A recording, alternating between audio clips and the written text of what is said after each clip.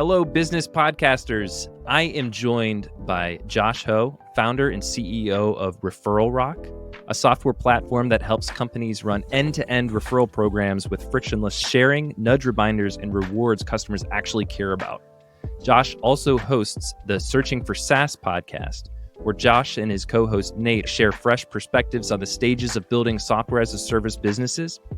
Josh is in the company building phase, while Nate struggles to start a profitable SaaS of his own. Welcome to the show, Josh. Thanks, Sean. Thanks for having me. Josh, I'd love to, I realize that the goal of this show is to help professional services firms, and referrals are a big part of how firms grow. And so I guess let's start here. Can you provide an overview of your company, Referral Rock? Who do you help? How do you help them?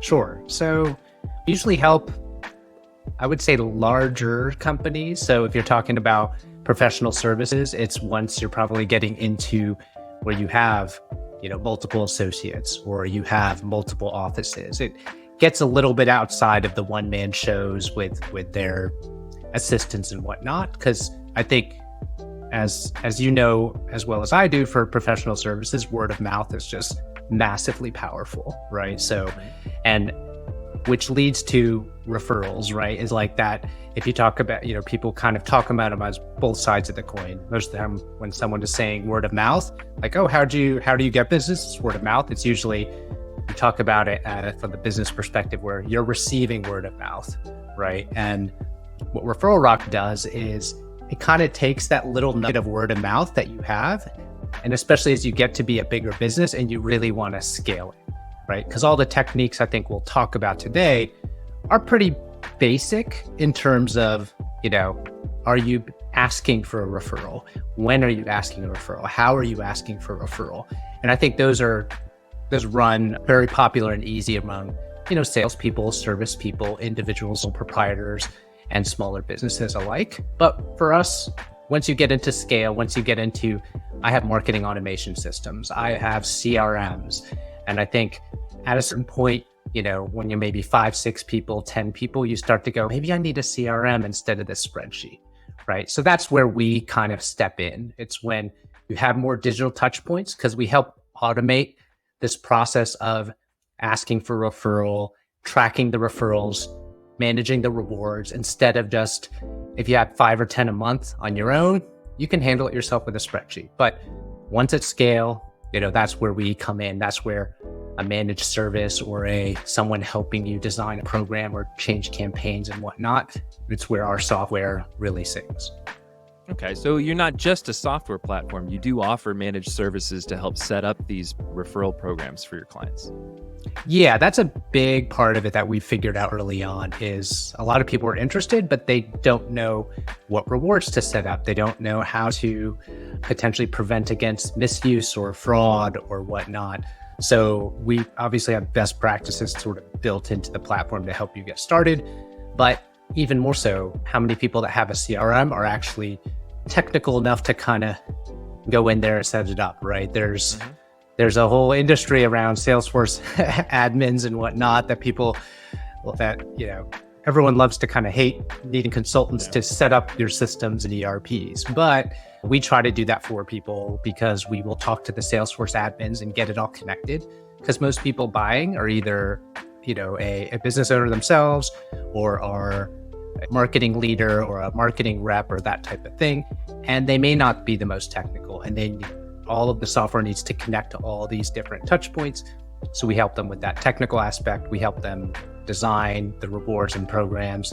And honestly, once it's set up, it pretty much runs on autopilot. So it is that heavy onboarding phase and getting them launched and getting them in good habits of, promoting it and keeping the program active. I run another podcast called Breaking Biz Dev, and one of the topics that we're actually going to record content on is beating up kind of this notion that CRMs are this magic pill for professional services firms. And in fact, like CRMs are kind of like the Lamborghini that's just sitting in the garage. It's got all these bells and whistles, all this functionality, but you only really need it to go to the grocery store, right? Right. And so, you could accomplish a lot of what you really need to do with a spreadsheet or, simpler versions of a CRM another topic that we recently talked about was referrals, but this was through kind of the lens of the doer seller model. Maybe it's a smaller firm, but it sounds like what you're solving is when firms grow to the point where would they want to scale these programs, Referral Rock can be a valuable asset or an additive to their CRM system. So, Josh, let me ask you, like, in your opinion, what are the main parts of a successful referral program?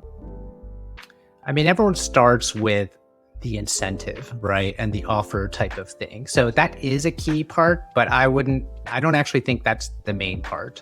I think the main part that most people miss out on is the active promotion, right? And of course, we're a marketing software. You're going to say, yeah, if you're not promoting the thing and shouting it from the mountaintops, like, of course, no one's going to use it. But at the same point, people get skittish with it, right? You're like, I'm already having all these touch points with my customers. Like, I already hit them up for sales. I hit them up for renewals. I hit them up for extra services.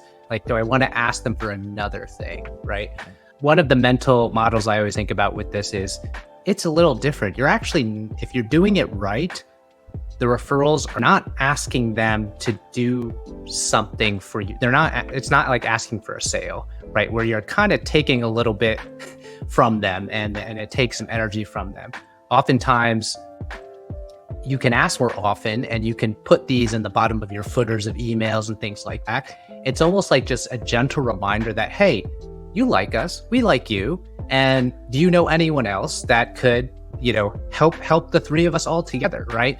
Whether there's something in it for one person or another, but it sits there at the bottom of footers. It sits there in these, that's why I said it's important to have other touch points, other tech touch points, because it's easy to kind of lace them in. And even if you do ask, it's more of like hey, I'm actually prompting you with something interesting. Hey, John, if you bring a friend, like, we'll give you $50 off. So it's like, oh, I could ask you that 10 times. You won't be bothered. You'd be like, well, I don't have a friend right now, but I'll remember that next time, right? But it's not really a bother per se. So most people kind of like put it into these other sales and marketing ask buckets, and to which you do have to be careful about just, asking too much of people at times. Sure.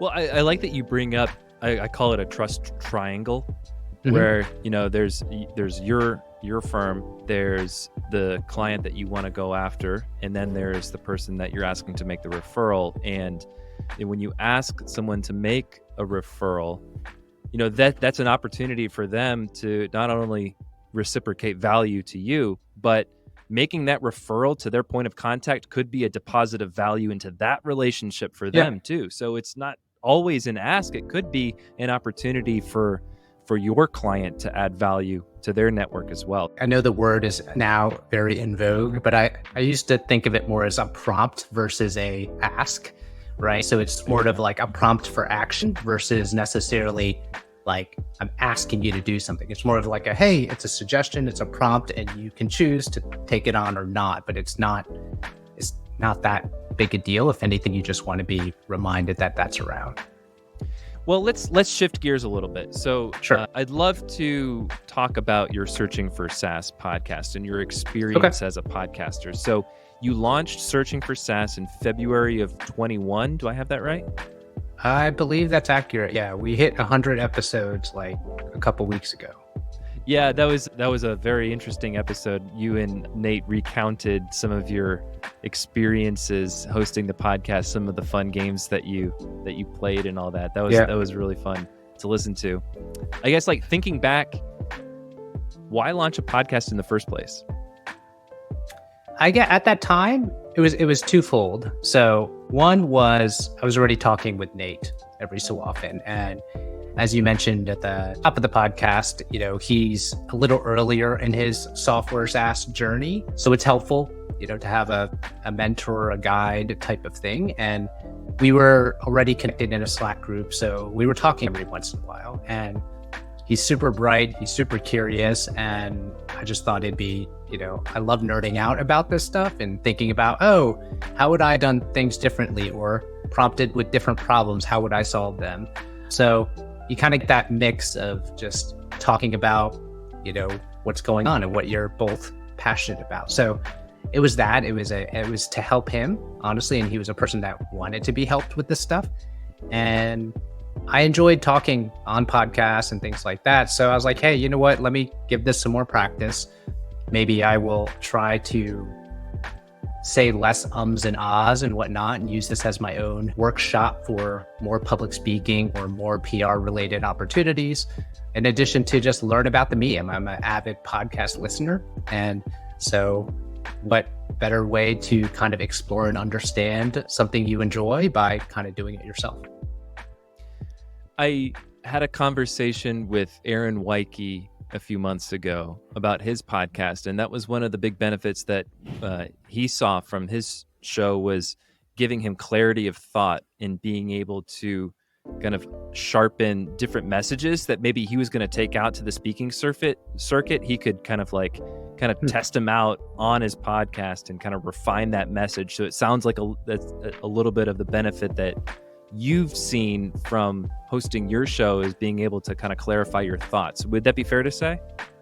Yeah, I think that'd be fair to say. And also in like very rapid fashion, right? Like having a topic in mind because you saw something on social media and then having 3 or 4 talking points, and can I just ad-lib the rest or just organically talk about those things without feeling, stiff or scripted or whatnot. So maybe not as much I was gonna, hit a circuit on practicing things like a comedian, but those are definitely helpful. They help refine ideas and help get into, maybe I'll write a blog post about it. Maybe I'll write a tweet thread about it. Maybe I'll do a LinkedIn post about it. But sometimes you talk about it and it only lasts 10 minutes and you're like, okay, there's not much there. What's the next topic?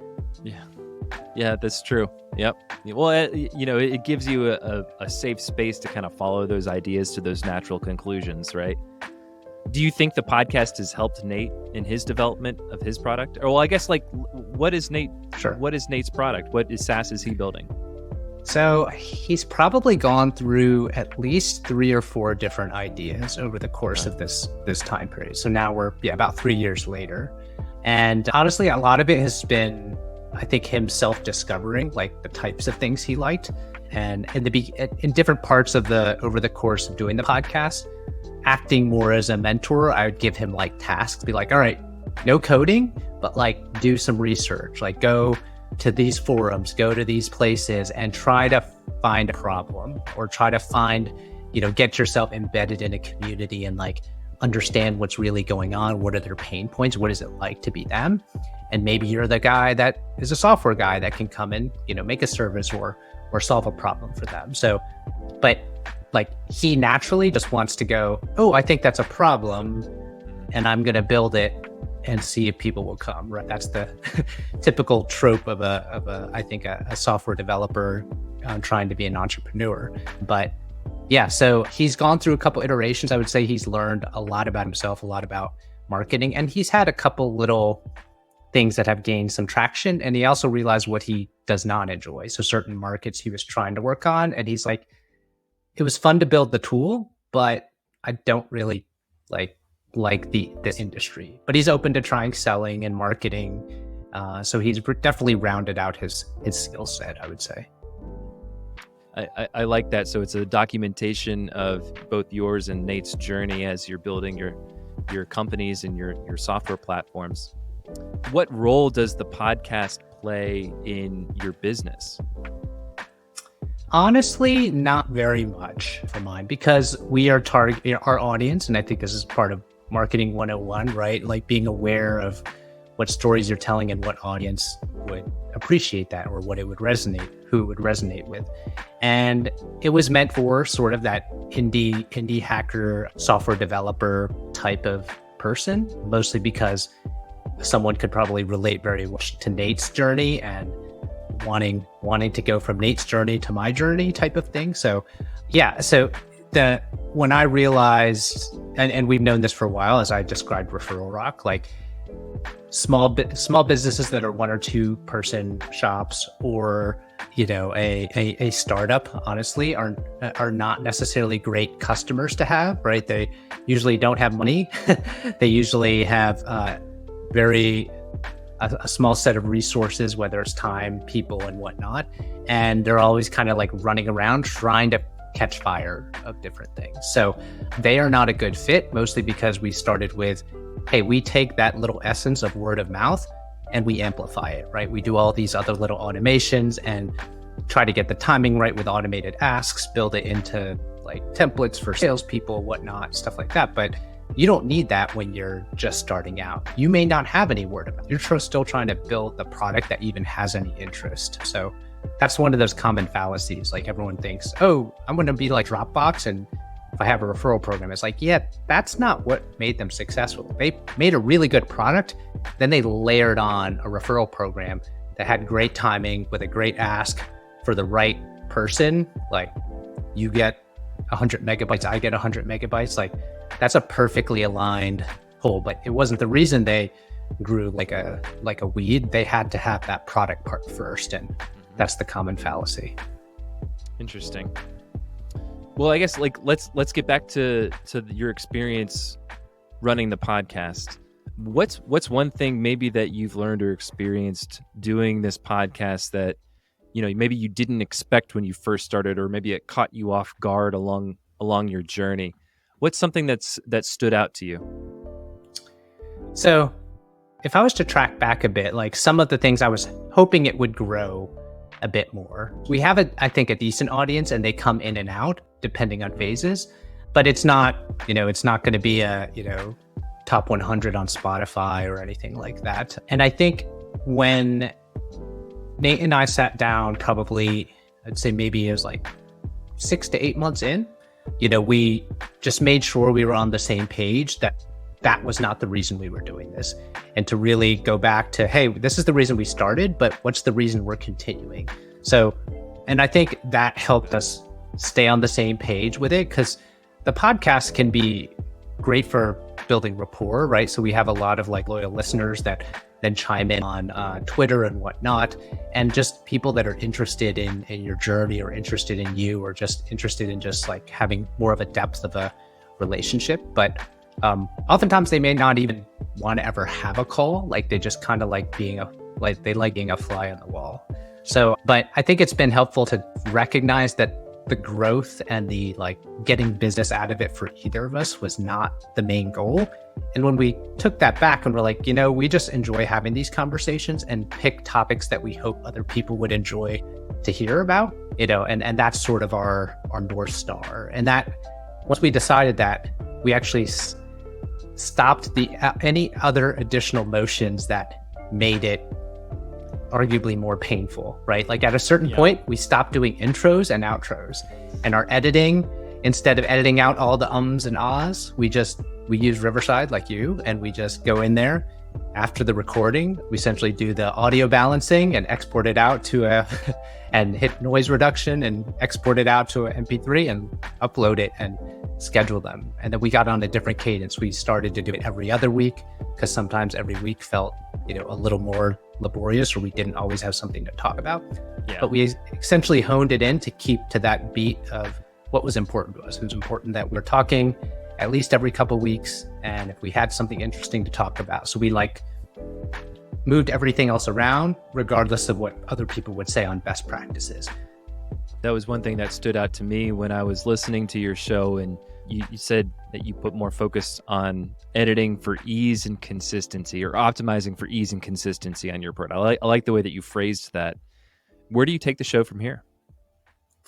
I don't know. Honestly, I think we started to do a few more interviews, which I think we've realized we enjoyed. After that 100 episode, we did sort of, like, as you heard, did a little bit of a retrospective of what we liked. So I think what's up next is actually re-listening to those and taking some of those notes and trying to really make sure we have the right ones that we do enjoy. Because, sometimes you get on the mic and you record something and you're like, that felt flat, or I didn't really enjoy that, right? So trying to track back, we have 100 episodes worth of data and recency bias and some memory to kind of go like, what did I enjoy doing? What was sort of fun? So how can we kind of keep it going? But, how can we separate the wheat from the chaff, so to speak, and just get even more of the good stuff, right? Like there were some really good interviews and we're like, yeah, it takes more work to prepare for the interviews, but wow, sometimes we got a lot out of it and really felt energized about it. So I think a few more interviews will be on our horizon, but just being strong with our picking and who we like and how we want to ask, or what the types of questions we want to ask versus just, potentially doing favors for friends and having them on. Sure. Yeah, I forget where I saw it.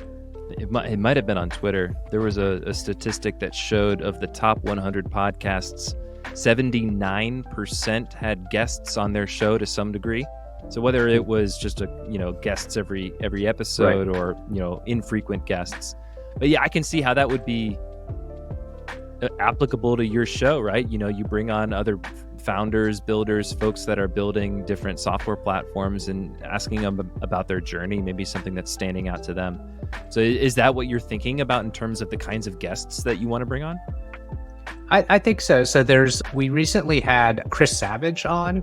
He's the CEO of Wistia. And it's a super interesting episode. I'm actually experimenting a little bit where I'm having someone actually try to make some clips and some shorts out of it. Again, a little past what I usually do from a post-production standpoint, but this one was definitely one of those ones where you're like, that was really good. I actually want to go back and listen to it again, even though I was right there live with it. So I think finding more people like Chris, who was great, and also being okay with being a little bit more selfish with the questions you want to ask for yourself, right? So like sometimes you're like trying to appease so much of the audience and then you lose but that wasn't fun for me, right? So I think more of those types of things, and we might seek out certain people that might be harder to reach otherwise on one-on-one. And honestly, when you invite them on a podcast, it's a little easier for at least I'll get a little bit of PR from it, right? Yeah, exactly. Yeah, that's what I found too, is people like to come on podcast conversations. It's it's mutually beneficial. It's not just self-serving. Like you said, you do get exposure from it as a guest. And then the guests bring value to the host's audience. So there is this symbiotic relationship that exists between podcast hosts and guests. Josh, I've just got one more question for you. Yeah, sure. On your LinkedIn profile, it says you're a 2 times podcast host. I see you host. Yeah. What's the other show? The other show, so it's currently on hiatus, probably indefinitely. Probably take that off kind of soon, but it was another one we tried, and it started after searching for SaaS. It's called Marketing Retro, and I basically tried to recreate what I learned from doing the Searching for SaaS podcast, but one that was a little more geared towards business for Referral Rock. So the whole premise was marketing topics, and I talked to another person. Her name is Adrienne Barnes, and she was awesome. And we got that going, and we were talking, I wouldn't say weekly. We tried to do record 3 or 4 episodes in one day and then roll it out each week. So kind of experimented with that format. And honestly, it got to the point where I think she was questioning if she wanted to stay in tech, and we were going to take a summer break anyway. We were going to stop over the summer and then resume last fall, but we haven't come back. I think we both had different priorities, and honestly, I'm not sure if I'd want to do one again with I would say an external partner, like if it's for a business reason. So maybe I would do another one, but it might be someone that is a person on my staff or on my team, or it might be a consultant I could work with, but with a different kind of a format or whatnot. So, but yeah, another good experience, kind of trying it out from that standpoint and pulling from different audiences as well. Yeah, I would say that is a great experience to lean on. Now you've got a little bit more clarity on if you do decide to launch a podcast in the future, or maybe reimagine Marketing Retro for Referral Rock, then you could kind of take that in a different direction. So I'd say that's valuable experience. So Josh, I just want to say thank you so much for sharing your experience, talking about referrals. I know that that's something that is always high on the minds of professional services marketers, business developers, seller doers. So if folks that are listening or watching this on YouTube, they want to connect with you and learn more, where can they find you? Referralrock.com is for our website. I'm active on Twitter at JLogic, JLOGIC. And honestly, I'm probably going to start doing more stuff on LinkedIn. So you can find me there, Josh Ho, or I think it's Joshua J. Ho, if you put the URL. But you should be able to find me if you find Referral Rock there. So. Excellent. Well, follow Josh on LinkedIn, follow Josh on Twitter, and check out Referral Rock. So, Josh, thank you so much for your time. Awesome. Thanks a lot, John.